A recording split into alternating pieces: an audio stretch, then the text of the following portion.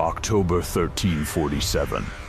12 ships drift into the harbor of Messina, Sicily.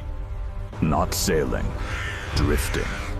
When dock workers board them, they find sailors dead at the oars, faces blackened, bodies swollen with pus-filled tumors the size of apples. One man still breathes. He whispers 3 words before his eyes bleed black. God has abandoned us.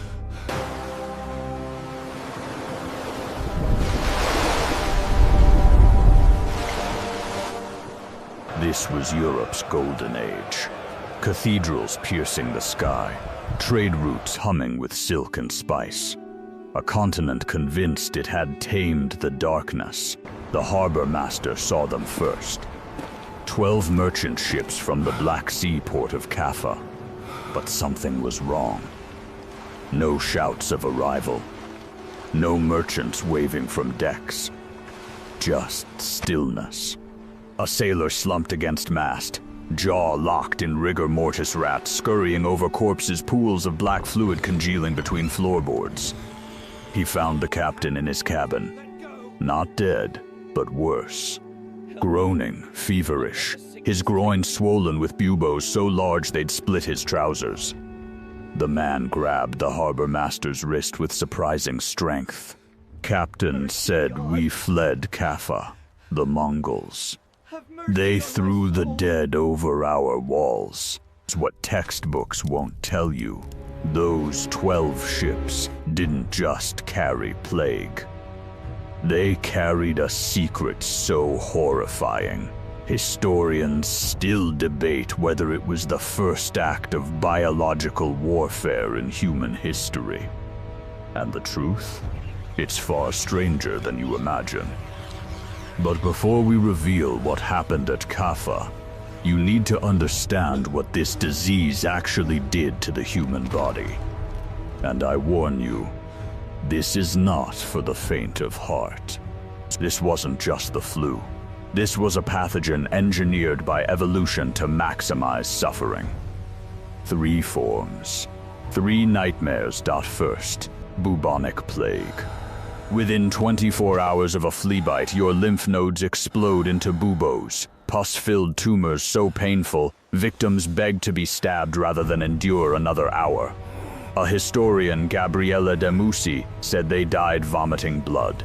Their buboes burst, spraying black fluid across rooms. Families sealed doors from outside to contain the horror, but the bubonic form was almost merciful. Because if bacteria hit your blood directly, septicemic plague. Your skin blackens while you're still conscious. Fingers, toes, nose, rotting alive, death in 24 hours. And then, pneumonic plague, airborne. No flea required. 1 cough in a crowded market. And you've doomed everyone within 20 feet. Symptoms appear in 3 hours. Death in 2 days. This was the engine of the pandemic. But here's the mystery that kept medieval doctors awake at night. Why did this plague move faster than any disease in history? While smallpox crept across continents over decades, the Black Death devoured Europe in 4 years. It didn't spread like a disease. It spread like fire. London lost half its population in 6 months. Paris buried 800 bodies per day at the peak. In Avignon, Pope Clement VI had to consecrate the Rhône River itself as holy ground because graveyards overflowed and corpses floated in the current. And the worst horror? The abandonment. Parents fleeing children, priests refusing last rites. One chronicler wrote, "A man might die alone in his bed for 3 days before anyone noticed, because everyone was waiting for their own turn. But all this death, all this suffering, leads us back to one unanswered question burning in historians' minds for 700 years. Where did it truly begin?" And the answer lies not in Europe, but in a siege on the edge of the Mongol Empire, where something unspeakable happened. Spring 1346. The Golden Horde's Khan Jani Beg surrounds Kaffa, a wealthy Genoese colony on the Black Sea. For months, his armies batter the walls. But the Genoese hold firm. Until The plague arrives in a Mongol camp out within days. Thousands of Mongol soldiers writhe in agony. Gianni Beg faces catastrophe, his army collapsing, the siege failing. Then, he makes a decision that would echo through history. According to Gabriele de Musi's 1348 manuscript, the bodies of the dead were put into catapults and launched over the city walls, infecting everyone within. This is the moment that haunts historians. Did Gianni Beg intentionally weaponize plague? Modern scholars debate fiercely. Some call it the first biological warfare attack. Others argue plague was already in Kaffa via rats. A historian told the catapult story comes from one source, de Musi, who wasn't even there. But here's what we know. When Genoese survivors fled Kaffa by ship in 1347, they carried plague to Constantinople, then Messina. The timeline matches perfectly. But wait, there's a problem with the Kaffa story. A massive problem. Because when scientists dug up Black Death victims in London and Paris and extracted ancient Dina, they discovered something that shattered the Mongol siege theory entirely. In 2022, a bombshell study analyzed plague victims from across Europe, and they found something astonishing. Every single Black Death victim carried the exact same strain of Yersinia pestis. One strain, one source, one moment of emergence. This wasn't a disease that evolved slowly across continents. This was a single spark that ignited a continent-wide firestorm. And that spark likely came from somewhere no historian expected. In 2019, Dina evidence pointed to a remote region near the Volga River in Russia. But in 2022, a new study of 800-year-old graves in Kyrgyzstan pinpointed the exact village where it began. Yet even that may not be the full story. Because the ultimate origin remains one of history's greatest unsolved mysteries. Here's the terrifying truth. We still don't know what triggered the Black Death's catastrophic emergence. Plague bacteria existed for millennia. But something changed in the 1340s. A perfect storm of climate shifts, rodent population explosions, and human vulnerability converged and unleashed hell. New research suggests a climate anomaly caused rodent populations to explode just before 1346. More rodents leads to more fleas, leads to more human contact. But why then? Why not 1330? Or 1360? The trigger remains unknown. What makes the Black Death uniquely terrifying is its mortality rate. 50–60% of infected Europeans died. Modern bubonic plague? 10% with treatment. This strain was different, more virulent, or perhaps medieval Europeans had zero immunity.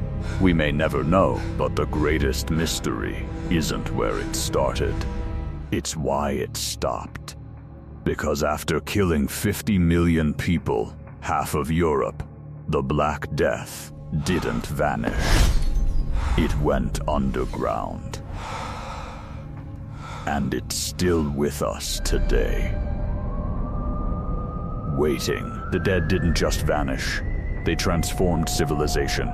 With half the population gone, labor became precious, serfs demanded wages, women inherited property, the feudal system shattered overnight, peasants burning manor records, wage riots in Florence, first labor strikes in history, the church lost its grip. How could God allow this?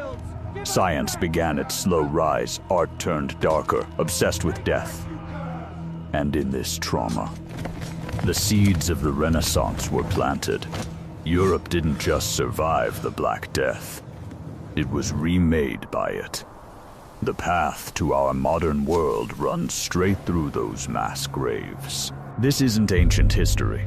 In August 2025, health officials confirmed a human plague case in New Mexico. Every year, 1,000–3,000 plague cases still occur globally. And in 2024, the WHO added plague to its list of priority diseases requiring urgent research. Plague never left. It circulates in rodent populations worldwide. Climate change is expanding rodent habitats. The conditions that sparked the Black Death, they could re-emerge. Which brings us to the final, chilling question no documentary dares ask. If a Black Death-level pandemic hit today, would we be ready? Or would we repeat the same horrors? Abandonment, scapegoating, societal collapse. We tell ourselves we've conquered plague, antibiotics, science, progress. But the Black Death's true lesson wasn't about medicine. It was about humanity. 2020 empty streets, 1348 empty streets. Pea shortages plague doctor masks. Conspiracy theories Jews blamed for Black Death WN catastrophe strikes. We don't become angels. We become afraid. We look for someone to blame. We abandon the sick. The Black Death didn't just kill bodies. It exposed the fragility of civilization itself. That child died alone 677 years ago. No name, no grave marker, just bones in the earth. But their death changed the world. Their suffering echoes in every labor right you enjoy, every medical advance you trust, every moment you take for granted that tomorrow will come. The Black Death began as a mystery. It ended as a transformation. And its final secret